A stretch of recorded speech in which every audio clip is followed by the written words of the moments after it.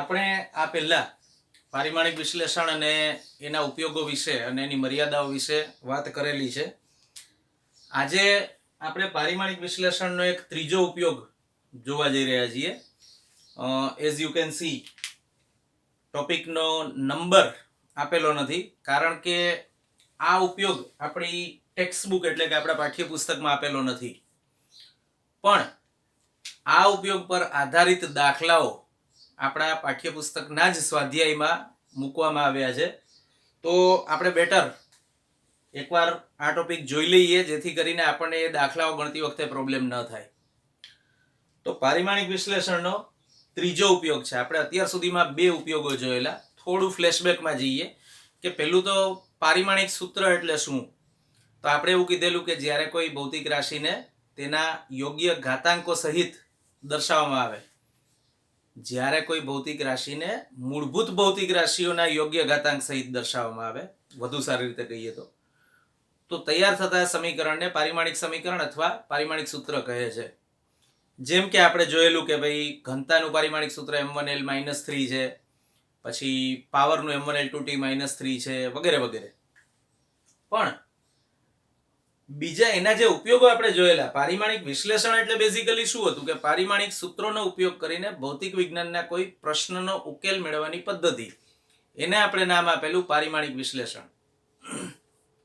હવે પારિમાણિક વિશ્લેષણનો ત્રીજો ઉપયોગ અહીંયા આપણે જોઈશું, પણ એ પહેલા બે ઉપયોગો. એક, કોઈ સમીકરણની પારિમાણિક દ્રષ્ટિએ યથાર્થતા ચકાસવી, આ પહેલો ઉપયોગ હતો. તમે બંને તરફ પરિમાણ લખતા હતા અને જોતા હતા કે ડાબી બાજુ અને જમણી બાજુના પરિમાણ સમાન થાય છે કે કેમ. અને બીજો ઉપયોગ એ હતો કે તમે કોઈ એક ભૌતિક રાશિનો અન્ય ભૌતિક રાશિઓ સાથે સંબંધ દર્શાવતું સમીકરણ તારવતા હતા. ત્રીજો ઉપયોગ આ છે કે પારિમાણિક વિશ્લેષણ વડે કોઈ ભૌતિક રાશિના બે જુદી જુદી એકમ પદ્ધતિના એકમો વચ્ચેનો સંખ્યાત્મક સંબંધ મેળવવો.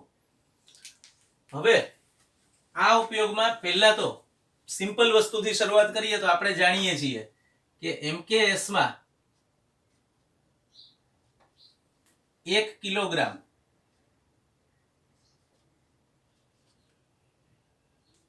બરાબર CGS માં આપણે ગ્રામ લઈએ છીએ એકમ, એટલે 1000 ગ્રામ ને હું 10³ ગ્રામ લખું છું. અને જો આપણે લંબાઈની વાત કરીએ તો MKS માં લંબાઈ આપણે મીટરમાં માપતા હતા, અને અહીંયા CGS માં સેન્ટીમીટરમાં માપતા હતા. તો 10² સેન્ટીમીટર લખીએ આપણે. સાદી રીતે કહીએ તો આ કન્વર્ઝન છે કે આપણે જે કીધું કે એક ભૌતિક રાશિ તરીકે પહેલા વિચારો દળ એટલે કે m, અને બીજી ભૌતિક રાશિ વિચારો L એટલે કે લંબાઈ. T આપણે એટલા માટે નથી વિચારતા કે સમયનો એકમ બંનેમાં સેકન્ડ છે, જોઈ શકો છો. MKS માં પણ સમયનો એકમ સેકન્ડ છે અને CGS માં પણ સેકન્ડ છે. તો હવે m અને L આ બે વસ્તુના કન્વર્ઝન આપણે ઓલરેડી જાણીએ છીએ કે 1 કિલોગ્રામ એટલે 1000 ગ્રામ થાય અને 1 મીટર એટલે 100 સેન્ટીમીટર થાય. તો હવે આપણે જ્યારે કોઈ એક જ ભૌતિક રાશિ, આ તો બહુ સિમ્પલ હતી, દળ અને લંબાઈ તો બહુ બેઝિક ભૌતિક રાશિ છે, પણ ધારો કે તમને એમ કહેવામાં આવે કે ભાઈ 1 કિલોગ્રામ પર મીટર ક્યુબ ઘનતાનું મૂલ્ય છે, એનું CGS માં મૂલ્ય કેટલું થાય, અથવા બળનું મૂલ્ય 2.5 ન્યૂટન છે, એના ડાઇન કેટલા થાય, અથવા ઊંધું પણ પૂછી શકાય કે સપોઝ 10 ડાઇન છે એના બરાબર કેટલા ન્યૂટન થાય. તો આવા બધા સંખ્યાત્મક સંબંધો કહેવાય આને, કે મેં બળના બે એકમો વિચાર્યા, ન્યૂટન અને ડાઇન. એ જ રીતે હું ઉર્જાના બે એકમો વિચારું તો MKS માં અથવા SI માં જૂલ અને CGS માં અર્ગ. તો તમારે આ બધા વચ્ચેના સંબંધો જોઈતા હોય, આંતર સંબંધો, સંખ્યાત્મક આંતર સંબંધો, તો શું? તો એના માટે પારિમાણિક વિશ્લેષણ આપણને એક મેથડ આપે છે. જો તમે MKS માં ગણતરી કરતા હો અને CGS માં ગણતરી કરતા હો તો શું કરવું પડે? મેં કીધું એમ અહીંયા MKS માં 1m છે, આગળનો એક ના લખો તો પણ ચાલે, એના બદલે તમારે CGS માં લેવું પડે છે 10³ m, 10⁻³ m. અહીંયા આપણે જોયું. અને એ જ રીતે અહીંયા એક L હોય MKS માં, તો CGS માં તમારે આ એક L એટલે કે લંબાઈના બદલે અહીંયા લખવું પડે છે 10² L. Bus that's all. તમને જો આટલું આવડતું હોય તો તમે કોઈ પણ ભૌતિક રાશિના બે જુદી જુદી એકમ પદ્ધતિના એકમો વચ્ચેનો સંખ્યાત્મક સંબંધ મેળવી શકો છો. શરૂઆત કરીએ બળથી. ધારો કે મારે બળના બે એકમો વચ્ચેનો સંબંધ જોઈએ છે, તો બળ એટલે કે F ના પરિમાણ છે m1 L1 T-2. તો હવે મારે એટલું જ કરવાનું છે કે MKS માં m1 L1 T-2 એના બદલે મારે CGS માં લખવું પડશે m ના બદલે 10³ m. ઘાતાંક તો જે છે એ રહેશે જ. પારિમાણિક સૂત્ર એકમ પર આધારિત નથી એવું આપણે જાણીએ છીએ. તો ઘાતાંક અહીંયા 1 હતી, અહીંયા પણ 1 રહેશે. એ જ રીતે L ના બદલે મારે લખવું પડશે હવે 10² L, એની 1 ઘાત. અને છેલ્લે સેકન્ડ ને તો કોઈ કન્વર્ઝન લાગુ પડતું નથી, સેકન્ડ નું સેકન્ડ જ રહેશે, એટલે આપણે એમનું એમ રાખીશું. હવે હું અહીંયા હિસાબ કરું તો CGS માં શું મળે? 10 ની 3 ગુણ્યા 1 એટલે 3 ઘાત. અહીંયા 10 ની 2 ગુણ્યા 1 એટલે 2 ઘાત. આ m1 m ની 1 ઘાત, L ની 1 ઘાત અને T ની -2 ઘાત. આ બધું એમનું એમ. આપણે જાણીએ છીએ કે આધાર સરખા હોય ત્યારે ઘાતાંકોનો સરવાળો થાય. તો હવે MKS માં m1 L1 T-2 એટલે કે 1 MKS બરાબર હું લખી શકીશ 10 ની 3 ને 2 5 ઘાત CGS. આપણે જાણીએ છીએ કે બળનો MKS એકમ ન્યૂટન છે અને CGS એકમ ડાઇન છે. તો હું MKS ના બદલે ન્યૂટન અને CGS ના બદલે ડાઇન લખી નાખું છું. તો મને આ બંને વચ્ચેનો સંખ્યાત્મક સંબંધ મળી ગયો. આ આપણું પહેલું એક્ઝામ્પલ હતું. હવે બીજું એક્ઝામ્પલ લઈએ. ધારો કે ઉર્જાના બે સંબંધો મારે જોઈએ છે, ઉર્જાના બે એકમો વચ્ચેનો સંખ્યાત્મક સંબંધ મારે જોઈએ છે. તો ઉર્જા માટે શું લખી શકાય? પરિમાણ આપણે સંજ્ઞા E લઈએ, U પણ લઈ શકો, ઉર્જા માટે બંને સંજ્ઞાઓ વપરાય છે. તો એના પરિમાણ છે m1 L2 T-2. હવે આપણે થોડું કટ શોર્ટ કરી દઈએ. MKS માં m1 L1 T-2 m1 L2 T-2 equals to CGS માં પાછું m ની જગ્યાએ 10³ m 1 ઘાત, L ની જગ્યાએ 10² L, અહીંયા 2 ઘાત છે એટલે પાછી 2 ઘાત T-2 m નું m. હવે શું થશે? 10 ની 3 ગુણ્યા 1 એટલે 3 ઘાત અહીંયા છે, 10 ની 2 ગુણ્યા 2 એટલે ટોટલ 4 ઘાત અહીંયા. તો 3 ને 4 10 ની ટોટલ 7 ઘાત થઈ m1 L2 T-2 CGS માં, એવું કહી શકો. તો આના પરથી MKS એકમ આપણે જાણીએ છીએ જૂલ અને CGS એકમ છે અર્ગ. તો આપણે લખીશું 1 જૂલ બરાબર 10 ની 7 ઘાત અર્ગ. હજુ એક એક્ઝામ્પલ લઈ લઈએ. ધારો કે આપણે દબાણ વિશે વાત કરીએ છીએ અને દબાણના બે એકમો વચ્ચેનો સંબંધ જોઈએ છે. તો દબાણની સંજ્ઞા P capital m1 L-1 T-2 આ દબાણનું પારિમાણિક સૂત્ર છે. હવે પાછું હું આ જ રીતે લખું તો 1 MKS બરાબર શું લખાય? m ની જગ્યાએ 10³ m એની 1 ઘાત, પછી 10² L, L ની જગ્યાએ 10² L લીધું એની -1 ઘાત, અને T⁻² m નું m આખું CGS. તો હવે આ મળ્યું 1 MKS બરાબર 10 ની 3 ગુણ્યા 1 એટલે 3 ઘાત અહીંયા છે અને 2 ગુણ્યા -1 એટલે -2 ઘાત અહીંયા છે. તો 10 ની 3 -2 એટલે 10 ની 1 ઘાત CGS. આવું લખી શકો. દબાણનો MKS એકમ છે ન્યૂટન પર મીટર સ્ક્વેર બરાબર 10 ડાઇન પર સેન્ટીમીટર સ્ક્વેર. આવું પણ તમે લખી શકો છો. હવે આના પરથી આપણે એવું કહી શકીએ કે જુદી જુદી ભૌતિક રાશિઓના બે જુદી જુદી એકમ પદ્ધતિઓના એકમો વચ્ચેનો સંખ્યાત્મક સંબંધ તમે પારિમાણિક વિશ્લેષણ પરથી શોધી શકો છો. બીજો એક અગત્યનો મુદ્દો છે એકમોનું કન્વર્ઝન. તો હવે આપણે એકમોનું કન્વર્ઝન એના વિશે થોડી વાત કરીશું.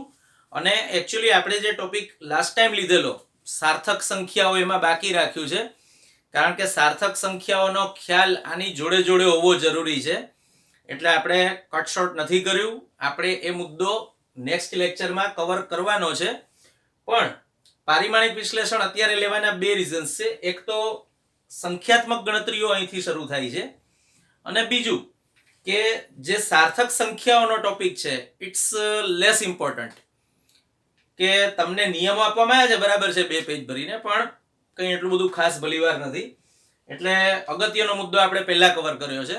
અને આ મુદ્દો ખબર પડી ગયા પછી લગભગ ગાણિતિક જેમાં પ્રક્રિયાઓ કરવાની હોય એવા અમુક સાર્થક અંકો સિવાયના કોઈ દાખલા હવે બાકી રહેતા નથી. તમારે કોઈ થિયરી એવી બાકી રહેતી નથી. હવે મોટા ભાગે ડિસ્ક્રિપ્ટિવ પોર્શન બાકી છે. એટલે એવું કહી શકો કે થિયરી અને આંકડાનું મિશ્રણ હોય એવો આ લાસ્ટ ટોપિક છે. એટલે આપણે પ્યોરલી આંકડાનો જે ટોપિક છે એના પછી રાખીશું. એટલે અત્યારે આપણે જે છેલ્લો ઉપયોગ જોયો પારિમાણિક વિશ્લેષણનો એ થોડો ધ્યાનમાં રાખવો. ટેક્સ્ટબુકમાં આપ્યો નથી, પણ અગેન આ એક જ વસ્તુ તમારે યાદ રાખવાની છે ખાસ. જો તમને આટલું ખબર હોય તો તમે આના પરથી કોઈ પણ ભૌતિક રાશિના MKS એકમનું CGS માં અથવા કોઈ પણ બે ભૌતિક રાશિના એકમો વચ્ચેનું કન્વર્ઝન કરી શકો છો. MKS અને CGS જ હોય એવું જરૂરી નથી. MKS CGS સિવાયની પણ એકમ પદ્ધતિઓ હોઈ શકે. આપણે હમણાં સ્વાધ્યાયના દાખલા લઈશું જ્યારે આગળ ઉપર, ત્યારે તમારે એ પ્રકારના દાખલાઓ સ્વાધ્યાયમાં આવશે પણ ખરા. એટલે બી શ્યોર કે આ મેથડ ખાસ ખબર પડે, અને આ તો ભૂલાવું જ ના જોઈએ. નોર્મલી આપણે જાણીએ જ છીએ, પણ છતાં આ ફોર્મમાં એને લખવાનું છે એવું યાદ રહેવું જોઈએ.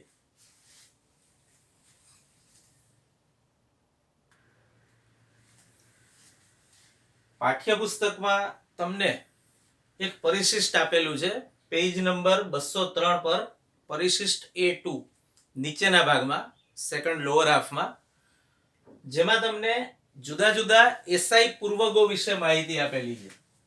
આ બધાનું કોમન નામ છે SI પૂર્વગો. પૂર્વગો એટલા માટે કારણ કે જે તે એકમની આગળ મૂકવામાં આવે છે. પાછળ લાગે એને પ્રત્યય કહેવાય, અને આગળ મૂકવામાં આવે એને પૂર્વગ કહેવાય. તો જે તે એકમની આગળ આ બધા સંકેતાક્ષરો મૂકવામાં આવે છે, જોઈ શકો છો. આપણે એવું જાણીએ છીએ કે કોઈ પણ ભૌતિક રાશિને જ્યારે એનું મૂલ્ય દર્શાવવાનું હોય ત્યારે પ્રમાણિત સ્વરૂપમાં દર્શાવવી જોઈએ. તો ફરીથી એકવાર આ મુદ્દો કેમ આવે છે? તમે હવે જ્યારે સાર્થક અંકો અથવા સાર્થક સંખ્યાઓનો અભ્યાસ કરશો ત્યારે તમને એ ખબર હોવી જોઈએ કે પ્રમાણિત સ્વરૂપમાં દર્શાવવું છે. તો પ્રમાણિત સ્વરૂપમાં દર્શાવવા માટે પણ ઘણીવાર આ બધા એકમો SI પૂર્વગો ઉપયોગી થાય છે. એટલે આપણે અત્યારે પહેલા આના વિશે ચર્ચા કરી રહ્યા છીએ. જુદા જુદા ઘાતાંક 10 ના જોઈ શકો છો અહીંયા 1, 2, 3, 6, 9, 12, 15, 18 સુધીના મૂલ્યો તમને આપેલા છે. આ સિવાય 10 ની 21 અને 24 ઘાત પણ છે, પણ આપણી ટેક્સ્ટબુકમાં આટલા મૂલ્યો આપેલા છે. હવે 10 ની 18 ઘાત સપોઝ, તો એના માટે વપરાય છે એક્સા, એટલે કે કેપિટલ E સંજ્ઞા.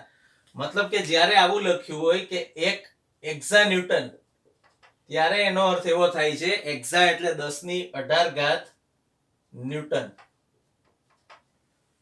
સાદી ભાષામાં કહીએ તો તમે ન્યૂટનની આગળ એક્સા મૂક્યું, અને આગળ મૂક્યું એટલે જ એનું નામ છે પૂર્વગ.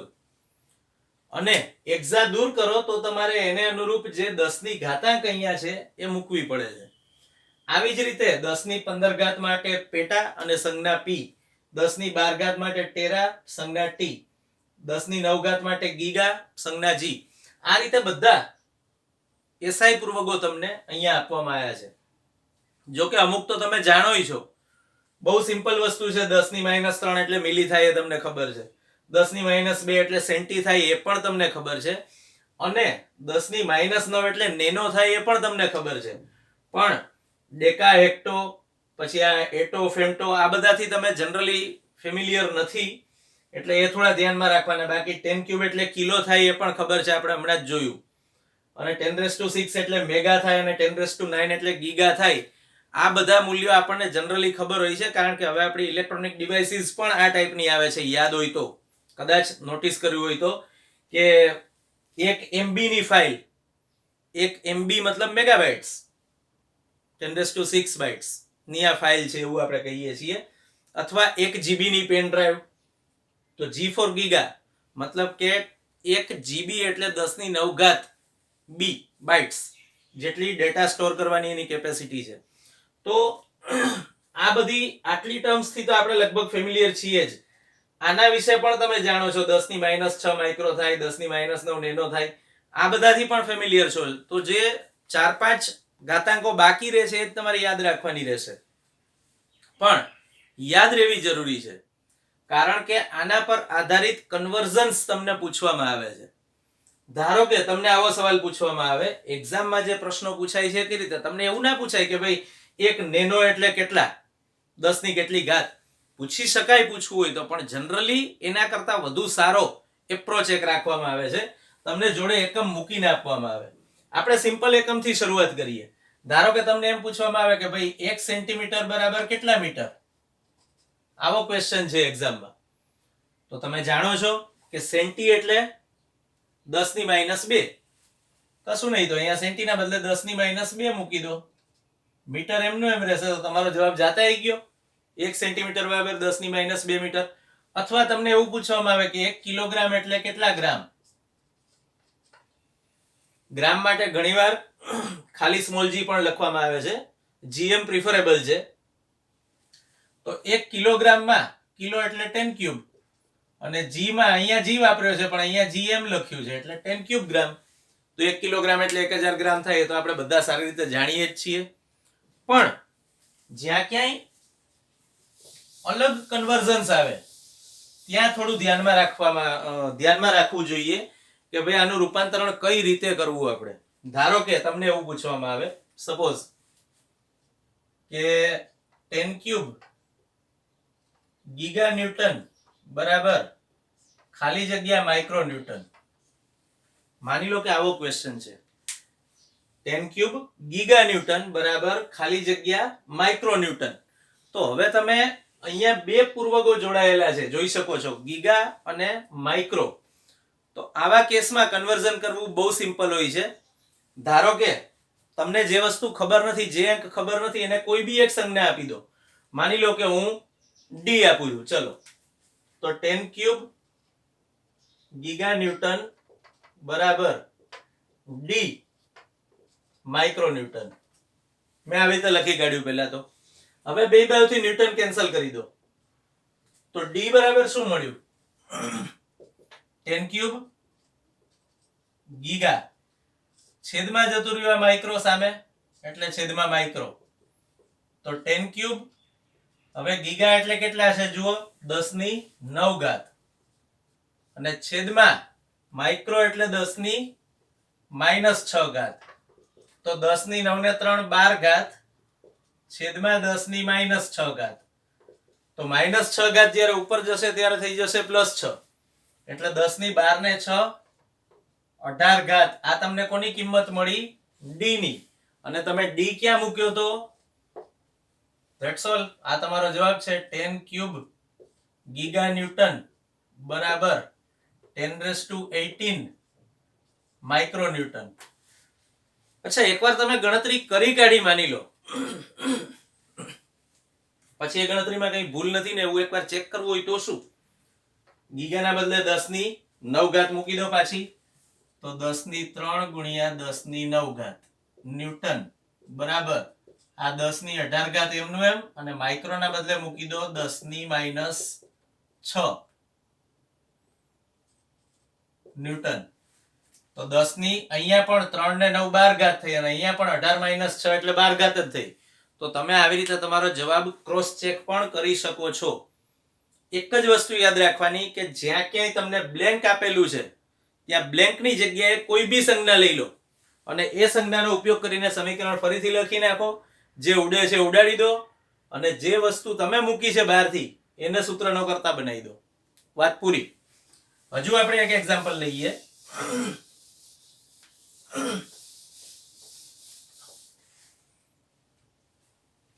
ધારો કે તમને આવું પૂછવામાં આવે છે કે 3.6 મેગાપાસ્કલ બરાબર ખાલી જગ્યા નેનોપાસ્કલ.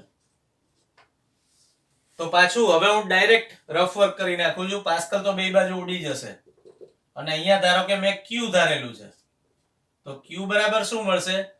3.6 મેગા છેદમાં નેનો.